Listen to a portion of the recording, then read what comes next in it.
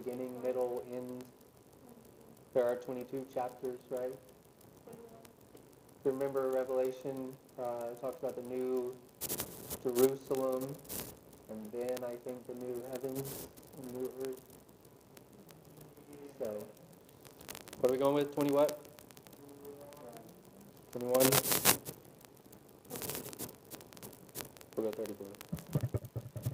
Ooh. And it's not Revelation. Wow, guys. Wow. So, Well, first, let's get the book right.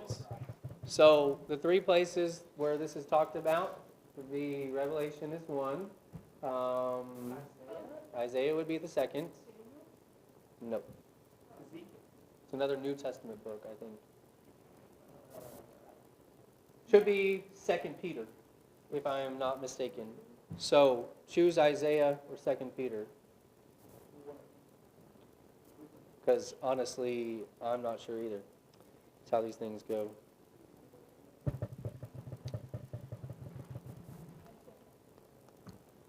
I just heard it in Isaiah, so I didn't hear anything else. And again, I'm not sure. So, and if it's in Isaiah, I will tell you it's also at the end. Does anyone remember how many chapters Isaiah has? Keep going. Keep going way up. 67. There's 66. So if we're doing Isaiah, let's just go with it and then get some other numbers in there. It is Isaiah, that's good. It's mentioned twice in Isaiah, by the way, the chapter before this, so I'll help you out a little bit. Now figure out the, whatchamacallit. Oh yeah, that would make sense, right? Because of the game. There you go. Boom, 65-17. Good job. See, I honestly probably would have gone with 2 Peter next. So that's what happens when you're not smart. All right. Talking about myself, by the way. All right. Oh, I didn't even bring these things. Let me go get them. Y'all turn to James, Book of James, and I will be there shortly. Y'all can talk about something for a minute. I completely forgot the worksheets. So, if you don't have a pen, does anyone need a pen? You throw your pens. Anybody? If so, just pass them, I guess. All right, I'm going to go. Nobody died or anything? No problems? How those things in your world, Mr. Norris? Good. Busy still. Yeah. Running anywhere? Coming up? Nope. Track over. Track's over. Okay. Starting football again. This early? Yeah. Oh. We usually go all through the summer. Oh. Okie dokie. So we're studying about everyone's favorite thing today. Sin. How was your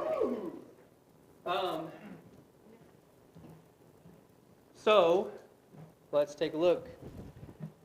What will sin do for you? First of all, read the quote there. Sin will take you further than you want to go, keep you longer than you want to stay, and cost you more than you want to pay. That is not Bible language, but it certainly has biblical truth within it. And it's absolutely true that sin does those things. It will deceive you in that way, and we'll talk about that. So, first of all, and this is from a famous preacher who's now passed, but he's written a lot of books. He's great with alliteration, using the same letter for the number of words. And so, first of all, go to James 2 and verse number 9. James 2, someone read verse 9 out loud for us. Go for it. But you are a chosen generation. First Peter. That's First Peter. One of them. That's okay.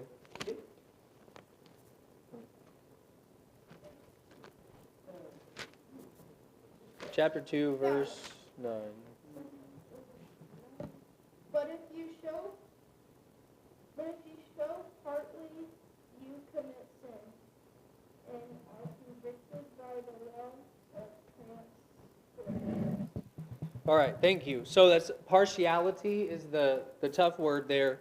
And it's the idea of favoritism that we've talked about before, right? We looked at James 2 already, so what we're doing is going back in the book of James and looking at some special studies. So, number one, sin divides. It divides. What will sin do for you? It will divide. It will divide, number one, humans from God.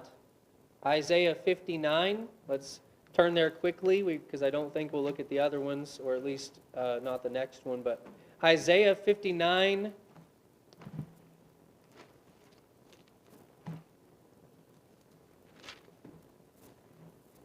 Verses 1 through 3 says, Behold, the Lord's hand is not shortened, that it cannot save, nor his ear heavy, that it cannot hear.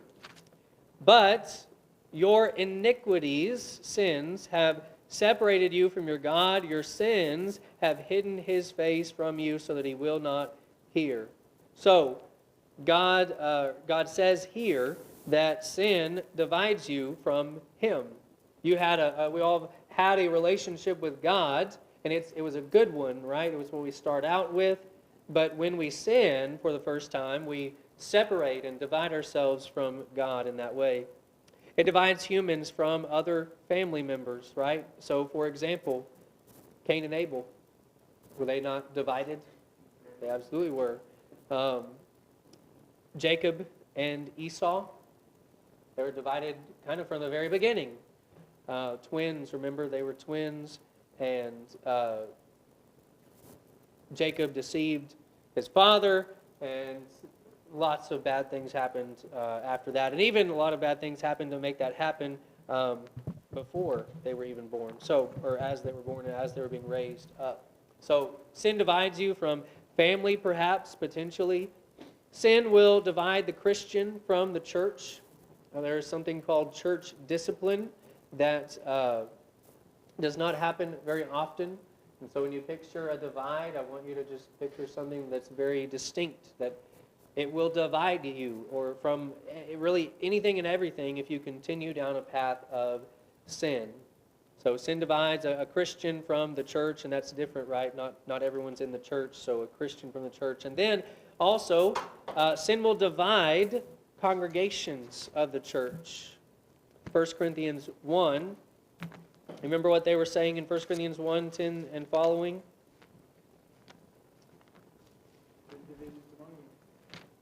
Paul says, I hear that there's divisions among you. Well, where do divisions come from? Do they come from God? No. They do not. If you follow God's word, you are not the one that's doing any dividing in that regard. So others who choose to not follow have divided themselves from God and from the church and congregation. So what he says there is that, verse 10, I want you to speak the same thing, that there be no divisions among you. And then skip down to verse 12. He says that, now I say this, that each of you says, I am of Paul, and I'm of Apollos, and I am of Cephas, and I'm of Christ. Is Christ divided? Was Paul crucified for you, or were you baptized in the name of Paul? Obviously, the answer to those is no, none of those things. Jesus is not divided, but sin will divide us. So, it divides. Let's go back to the book of James, James chapter 1. And when we get there, somebody read verse 16, James 1:16. Do not be deceived, my beloved brethren. What does sin do? It deceives. It deceives. He says it there in verse 16. He says it again in verse 22. But be doers of the word and not hearers only, or else you'll deceive yourselves. So that would be sin, to not do the word of God. He says if you're just hear it, then what you're doing is deceiving. So when you think about deception, and there's again in verse 26, where is it? If anyone among you thinks he is religious and does not bridle his own tongue, but deceives his own heart, this one's religion is useless. So deception. So I want you to think about something like this. What is this intended to do? What is it? A mouse trap, right? And that's what it's intended to do, to trap a mouse and really kill it or, catch it at the least. How does it do that? That spring door comes down and kills it. Absolutely. Now, what makes the mouse attracted to this weird contraption? Cheese, right? Or peanut butter or whatever you put on it. So that's sin. It's the deception is it looks good. It promises a lot. So here's the thing. It promises a lot, but the gain is little. It promises a lot, but the gain is little. It offers beauty, but it is ugly. Sin is ugly. I want us to get that picture that sin is ugly. It's not good. And so, think of like the ugliest dog you've ever seen or something like that. And then, or whatever you choose, but I'm going to choose dog. So, offers beauty, but it's ugly. It promises liberty, but brings slavery. What is liberty? Freedom. Freedom, absolutely, very good. So it promises freedom. Basically, sin says you're free to do whatever you want, but what does sin actually do? It enslaves you. It says, it promises you all this freedom that you can go do whatever you want, and that's true, but you'll be enslaved by it. And so it deceives.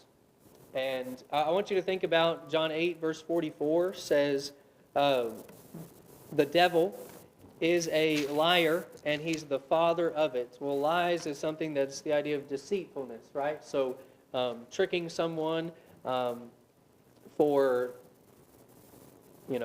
bad purposes would be deceptive, and he's the father of these things. Proverbs 13, look at Proverbs if you can, and do a little more. This is what happens when you study kind of topically. I mean, we're trying to find them in the book of James, but then we're going to reach out and see what else the Bible brings to our attention in this regard. So Proverbs 13, verse 14, says, "The law of the wise is a fountain of life." So talking about wisdom, talking about the law of God is a law of wisdom, of course, is a fountain of life. It gives you life. To turn one away from the snares of death. Has anyone made a snare before? Kind of like this, right? But different. You understand and you know what a snare is. And so the same idea. You're trying to trap the animal and you do so through deception. Well, sin is a snare and it deceives. So it divides, it deceives. Next, number 3, go to James chapter 1. Somebody else read verse number 15. James 1, verse 15.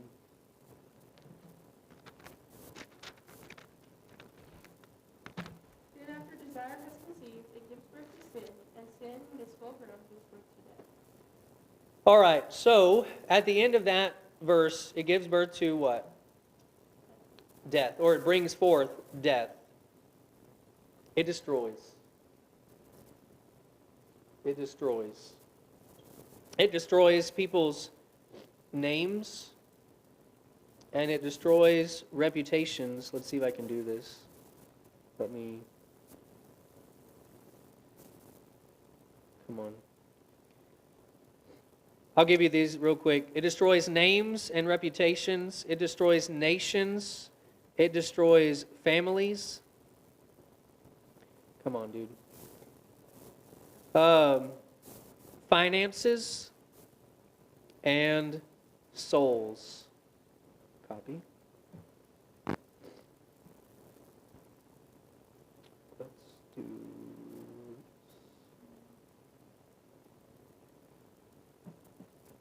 It's going to make us have an ad, isn't it? YouTube. Probably so. Ignore the ad. All right. Who knows what this is? This is the old Texas Stadium where the Cowboys used to play.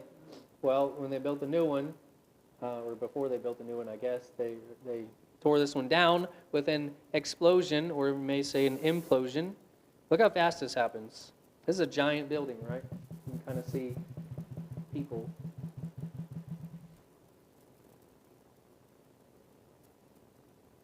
It's what sin does to anything. It destroys it. And now this, again, was a planned destruction, but a lot of times sin comes in without plans. So just thought there's a ton more of these. There's 25 minutes of demolition, which we don't have time to look at. But I do think that was helpful. So it destroys. And I want you to think about this picture here. This is how sin starts. We'll talk more about this picture in just a few moments, but I'm trying to leave it up there. But it destroys everything that you love, pretty much. So your name, your nation, your family, your finances, and your soul. Sin will do that. And does that mean that every time it will do those things? Well, not every time, but eventually it will destroy those things, and ultimately it will destroy your soul. So, all right, number 4 on the back. Sin dominates. In Genesis, it's not necessarily found in James, but you can find it in other places. Let's actually go to, Genesis 4, verse 6.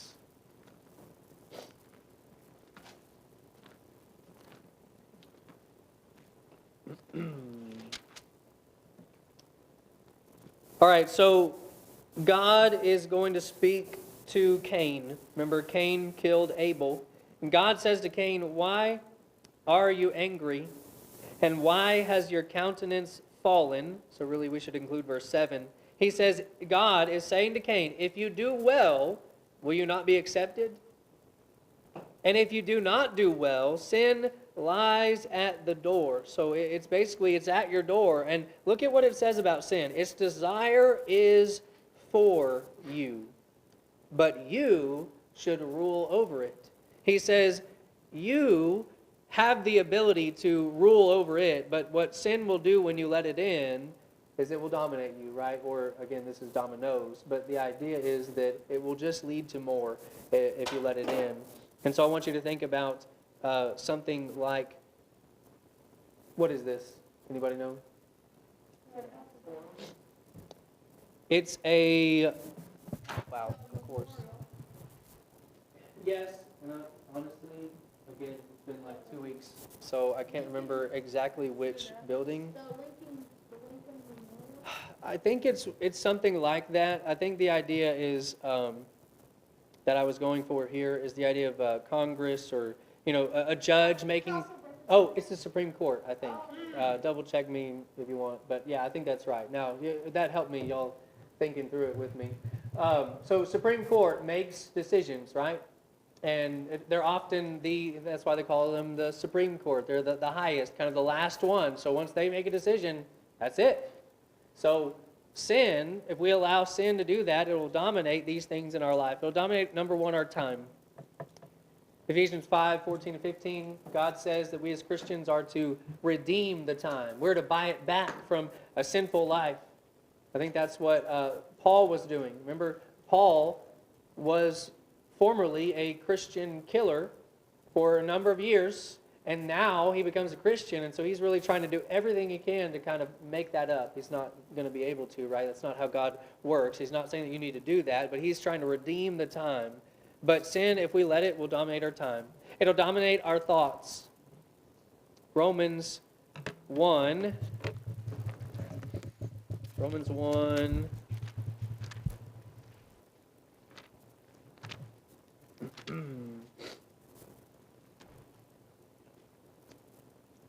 I'm in Acts. Romans 1, verse 21.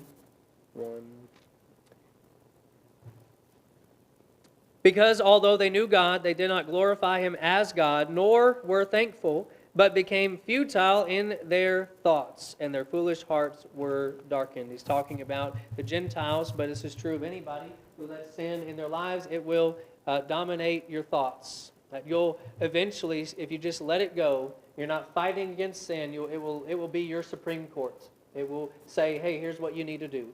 And there's really no, at that point, it's not ever too late unless you're not alive anymore. But anyways, all right, so it'll dominate our talents. 2 Corinthians, he talks about that a little bit, but Sin will take away the good things that we could use for God, and it'll take them and use our strengths for bad things. And so it'll take away and dominate our talents. Number 5, sin disgraces. So another word for disgrace is shame. Anyone know what these cones are called? The cone of shame, right? So when you think about shame, this dog, seems like he probably actually did nothing wrong. But we call it the cone of shame because sometimes they actually do things wrong, and we need to put that on them so they don't. But what is the idea of shame? Shame is a state of embarrassment resulting from what maybe something we did or we maybe did not do, we failed to do. So when you're embarrassed, anybody here ever been embarrassed? Yes, right? It's human. That's what we do. Well, sin should bring embarrassment. Sin should bring shame. What happened in Jeremiah 6:15, we're not going to take a look at, but Jeremiah says that the people of God had lost the ability to be embarrassed. That they actually loved their sin, and they were proud of their sin. Well, sin is supposed to bring shame. Pretend like when you sin, you've got this cone of shame, and everybody can see it, because then you'll be like, oh, I'm not doing that again, right? So that's the idea. Sin disgraces. It's shameful, and it should bring that so that we can turn back to God. We need to realize that. When we don't realize that, we're never going to turn back to God. We're just going to keep saying like, oh, this is a nice little protective thing. That's good. No, it's not good. It's embarrassing. Anyways. All right. Hopefully that just sticks in your mind for the rest of your life. I hope. That way you'll laugh a little bit, but also realize just how bad sin is and what it should bring. All right, number 6. Go to James chapter 1. James chapter 1. And we've already read verse 15 and maybe even 14 as well. James 1, 13 through 15. I want you to listen to this and read it. Let no one say when he's tempted, I am tempted by God. For God cannot be tempted by evil, nor does he himself tempt anyone. So that's important to remember. God's not doing this. But verse 14 says, but each one is tempted when he's drawn away by his own desires and enticed. Then, when desire is conceived, and it gives birth to sin, and sin, when it is full grown, brings forth death. Sin develops. What is this picture of? Absolutely. It's called a red room, right? And the idea is when you develop film, you have to have this certain kind of light that works best for it, and sort of darkness. Well, sin takes time, and sin will slowly develop. That's what he's saying, is that you don't start sinning without something way back here that deceived you, that started to tempt you. And so you don't just come in one day and boom, sin happens that day and that time. Now, it certainly can, but sin develops, especially as we try to fight it. So basically, you can say it this way. It's on your sheet, but it doesn't end where it starts. It's not wrong to be tempted. It's wrong to sin. And so there's something there that led us to being in the wrong. Well, the wrong was when we go against what God says. So it develops. And so, for example, murder starts with what in the heart? What does Jesus say? Remember in Matthew 5? Jesus says that the Jews, or at least the Pharisees, looked at murder where the Ten Commandments said, do not murder. They said, well, we can just pretty much do anything up to that point. We can be angry with somebody, we can hate them and all that kind of thing. But Jesus comes back and says, where does it start? It starts with anger, right? Murder starts with anger. So don't let it get to that point. Anger's not wrong, but uncontrolled, it leads to something as bad as murder. And the Jews thought, it was okay to just hate somebody else as long as you didn't actually go and commit that crime. Well, Jesus says it was a sin, and it started developing early on. All right, same thing. Adultery starts with lust in the heart, Jesus says. So, that doesn't just happen one day. It starts way back with a lot of other things. Any comments or questions about, did I miss any blanks? Fill in the blanks here. And remember, again, this is not biblical in terms of it doesn't come from the Bible in this exact wording, but sin will take you further than you want to go, keep you longer than you want to stay, and cost you more than you want to pay.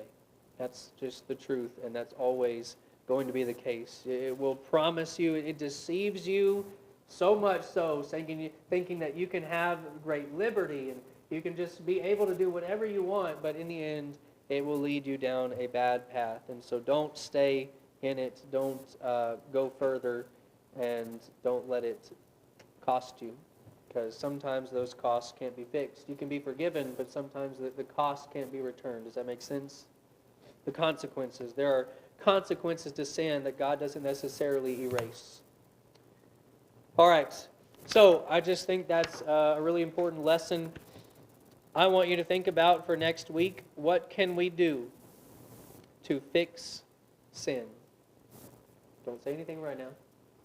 What can we do to fix sin? And I want you to maybe try to explain that. So, and if you're thinking, what do you mean by that? Well, just, I don't know exactly. Think about it. Or I won't say I don't know, but I want you to think about it first. Is there anything that we can do to fix sin in our lives? And it may be sort of a trick question. I don't know. All right. Any other questions, thoughts, comments, criticisms?